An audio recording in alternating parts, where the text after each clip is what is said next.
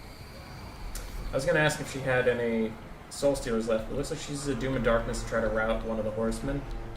That could be a good play. What she was trying to do there is like route one thing, because of what I just mentioned. So if you route one thing, you cause a leadership debuff on nearby units if it doesn't have the expendable trait.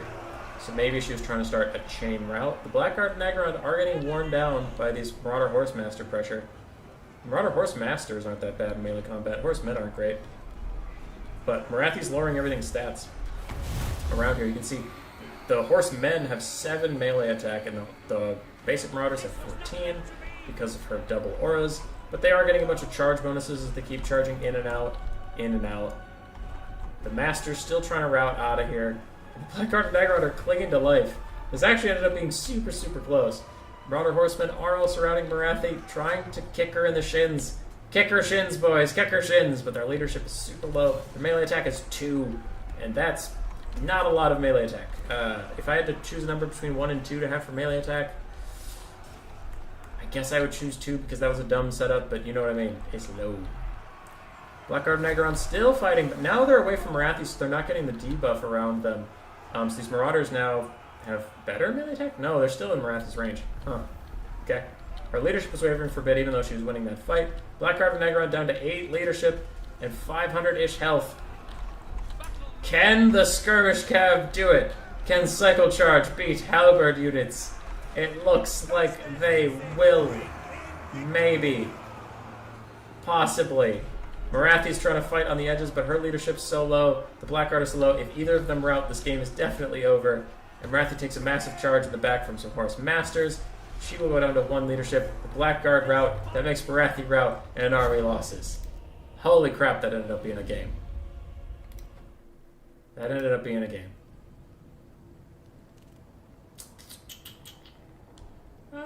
Marauders with great weapons. One of them got 800 value. That's very nice. All the Skirmish Cav, except for one, did very, very well. And Familiar Warriors did fine. One of the dogs did fine. Marathi got 2,700 value. Hag got 660. Master got 1,000. Dread Spears all did okay. Witch Elves got 900 value. Blackguard got 1,600. Okay, we're good. Hold on.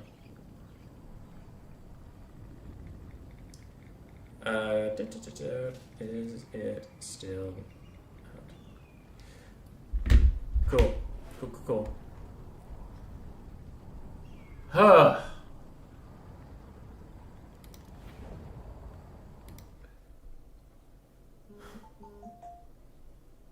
Okay. I did not get anything. It has been 3 hours. I will concede defeat this day. Which one was that? Dark Elves. So Cool Umbrella won, but Captain Morgan put up a hell of a fight. Elite Chaos versus normal Wizards. Lizards from Hayden. But I will get Cyrus's game that apparently, according to Cyrus, has what I need, and then we can end the stream for the day. Let's see if Cyrus lied to me.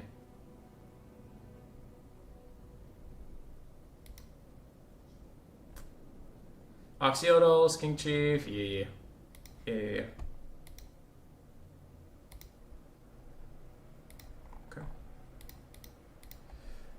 Alright, saving builds because I have to put a note that says I did it. Recorded to here at RTK Human Boy. Boom. Lovely. Back into the game. What's going on? We have Chameleon Stalkers on the front line. Looks like 4 of them. Some Jab Skinks, some Chameleon Skinks, or are they Skink Skirmishers? Skink Skirmishers. 2 Feral Cold Ones in the back. And some Saurus, Oxyodal, Skink. Ooh, no. Oh, no. Skink Oracle is getting flanked in the back by the Dark Riders repeated crossbows. That is going very poorly for him. On the front line, though, the Chameleon Stalkers have nuked the Dark Elf front line. Cyrus, this is a shotgun of a game, my friend. So a lot of Dark Elves are already dead. The Reaper Call Bolt Turrets are trying to fire back, but for the Dark Elf build, we have some repeater crossbows. Vanguard deployed some Dread Spears, another Blackguard Negron unit in the back, a Canine Assassin, Reaper Bolt Thrower to force their opponents forward, double Feral Manticore, and Marathi in the sky.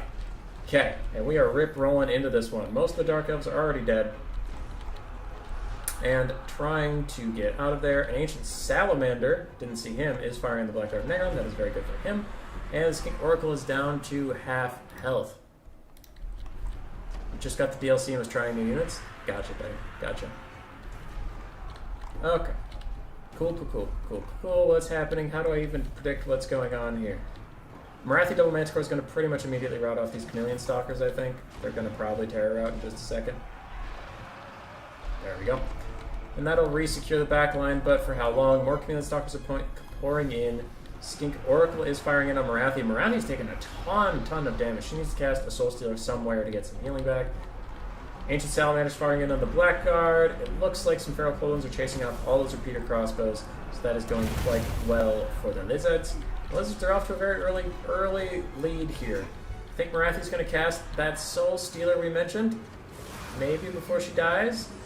Alright, she will get to heal up a little bit, and that is a good cast for Soul Stealer over there. Feral Manticore's getting on top of all those Skinks. Balance Power is already very heavily against the Dark Elves. They need to rally some of their troops, but I think they might be out of killing power already. Saurus fighting Blackguard and Negron. That is a good trade for the Blackguard, usually, but not with an Ancient Salamander firing over, not with a Flock of Doom, and they will very quickly get deleted. Skink Oracle is trying to run from Feral Manticore. He is taking a lot of damage on his butt. It's not great. Oxyotl is standing awfully close to a frontline fight, just encouraging some troops and firing in there. Canine Assassin is trying to fight, but there's a whole bunch of Skinks around to help fight this Manticore, and if these Jab Skinks throw, they will do a lot of great damage there and probably rout off that unit. This Feral Manticore is trying to catch up to the Skink Oracle once again, but Cyrus has been juking with him quite effectively. Marathi's somewhere, if not dead. Marathi might be dead, and if she is, I didn't notice. Looks like Canine Assassin is the only thing left really here for the Dark Elves. We can just hit that fast forward real quick. Alright, Army Loss is going to be coming in soon. Both Feral Manticores are super low in leadership. Bleak Swords need to rally, but there's not too much they can do as super wounded chaff units. Fast forward. Really, Balance Power? We're doing this. Oh, it's all the Reaper Bolt, the Cavi Calf. I missed all you guys. Okay, the Skink Oracle is getting flanked in that case then, and Oxyotl needs to fire down that way. Ancient Salamander is also firing in on them. And Skink Oracle will turn around. Is that a Flock of Doom? Yep, another Flock of Doom comes in, and now those two will rout off, and maybe Army Losses will come? Maybe? Does it really think this Canine Assassin can kill literally everything on this field? Because he can't. I can tell you he can. Can't. Army Losses, you're full of shit. Okay, earlier in the stream, it Army Lost the Dwarves that ended up winning that game, but it's not going to Army Lost the Dark Elves right now. Dude, they can't win. They can't. It is impossible. You would lie. Go home, CA. You're drunk. Another Flock of Doom comes down. Very nice cast there from Cyrus. Hits all these units. Skinks are collapsing on them. Oxyotl's still firing. Ancient Salamander's still firing. The friggin' Canine Assassin's cornered. End it! There we go. Close victory. Jesus. 69 kills on Oxyotl, 69 kills on the Skink Oracle. Did you plan that? Alright. Ancient Salamander, 76.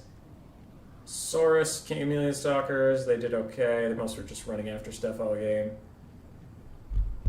Feral Cold Ones struggled, but they held off the repeater crossbows for a while. Marathi and the Dark Elves largely struggled to even get into the fight. They just got kited towards the end, and at the start they took a whole bunch of grenades to the face. And that is good stuff from Cyrus.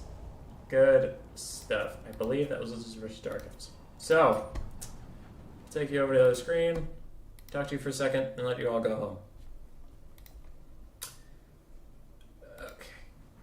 Okay. We got 4K more on a unit. Wee, boop-a-doop-a-doop-a-doop. And that makes Bingo go in this direction. And Bingo was his name. Oh, we're gonna use green because it's my favorite color. Pew, pew, pew, pew, pew, pew, pew, pew, pew, pew, pew. We did it. We did. So, that was a stream. It was longer than I thought, because at the start it was going so well, and then we couldn't finish a line, unfortunately. But, the only things I have for you today would be I'm not running anything. If you play on Anticity Ladder this weekend, Monday I'm going to take the highest ELO and the highest LP, get them together to make teams and play on stream for me. That'll be fun. And the highest ELO gain over the course of the weekend. Gets any Warhammer 1 or 2 DLC or Vermintide 1 or 2 DLC, I will pay for it to get it to them. If you don't know what Anticity Ladder is, just join End City's Discord. It's featured on a lot of Discords, I think including in the announcement I made about the event in mine. You can queue up for games there. It's like Quick Battle but best of 3. You get to play other players who will play by the rules and not corner camp you or anything. It's fun. We're just trying to get more people to play it because it was super popular, and then this patch came out and sucked, and people stopped playing. But we're trying to spice it up a bit. Anyway, that's all I got for you today. I will see you guys around.